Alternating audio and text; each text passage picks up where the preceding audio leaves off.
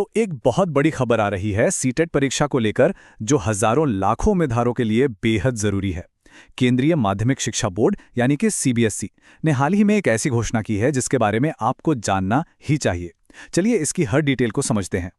तो बात यह है कि सीबीएसई ने सीटेट के 21वें एडिशन को लेकर, जो फरवरी 2026 में हुआ था, एक ऑफिशियल पब्लिक नोटिस जारी किया है। तो भाई, जितने भी लोगों में ये एग्जाम दिया था उनके लिए ये खबर बहुत जरूरी है, तो ध्यान से सुनिएगा। और जो सबसे बड़ी बात निकल कर आ रही है वो ये है कि सीटेट के पेपर 2 का एग्जाम कुछ कैंडिडेट्स के लिए दोबारा से होगा। जी हां, दोबारा। अब सवाल ये उठता है कि किन लोगों के लिए है और इसका मतलब क्या है। आइए जानते हैं। जाहिर सी बात, अब हर कैंडिडेट के मन में पहला सवाल यही आ रहा होगा, क्या ये मेरे लिए है? क्या मुझे भी दोबारा परीक्षा देनी होगी? तो चलिए इसी सवाल का जवाब ढूंढते हैं ताकि कोई कंफ्यूजन ना रहे। तो हुआ यह है कि सीबीएसई के मुताबिक कुछ एडमिनिस्ट्रेटिव एंड अनअवॉइडेबल सर्कमस्टेंसेस की वजह से, मतलब कुछ ऐसी प्रशासनिक दिक्कतें आ गई थीं जिन्हें टाला नहीं जा सकता था, जिसकी वजह से 7 फरवरी को 2 खास सेंटर्स पर एग्जाम हो ही नहीं पाया। और ये समझना जरूरी है कि ये कोई पूरे देश की दिक्कत नहीं थी, बस कुछ खास जगहों पर ही ये प्रॉब्लम हुई। और ये रही वो डिटेल्स। ये री एग्जाम सिर्फ और सिर्फ उन कैंडिडेट्स के लिए है जिनका सेंटर बिहार के वैशाली जिले के इन 2 सेंटर्स में था। पहला है सेंटर कोड 125014 लक्ष्य अकेडमी और दूसरा है centre code 125016 Saint John's Academy. बस इन 2 सेंटर्स के लिए ही ये खबर है। तो भाई, अब ज्यादातर लोगों के लिए एक राहत की खबर है। अगर आपका सेंटर इन दोनों में से नहीं था तो आपको टेंशन लेने की कोई जरूरत नहीं है।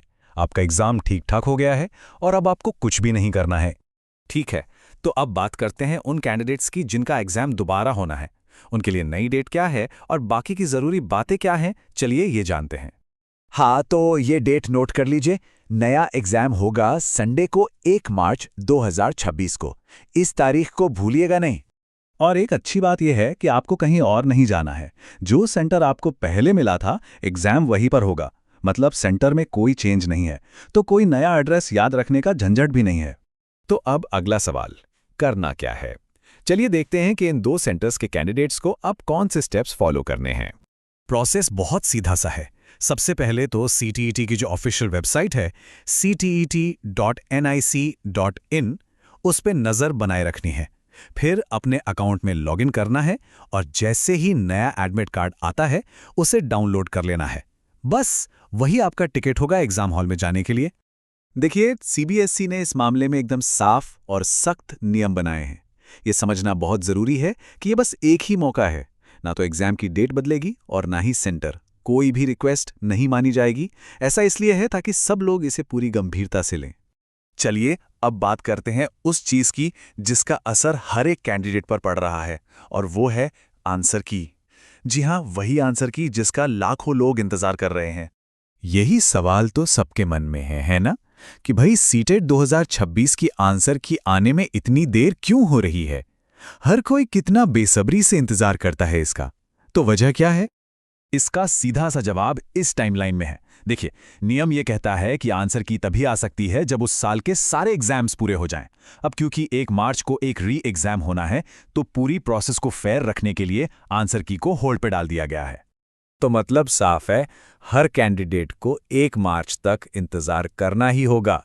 जब वो एग्जाम हो जाएगा उसके बाद ही सीबीएसई सबके लिए प्रोविजनल आंसर की जारी करेगा। तो अभी थोड़ा सा सब्र रखना पड़ेगा।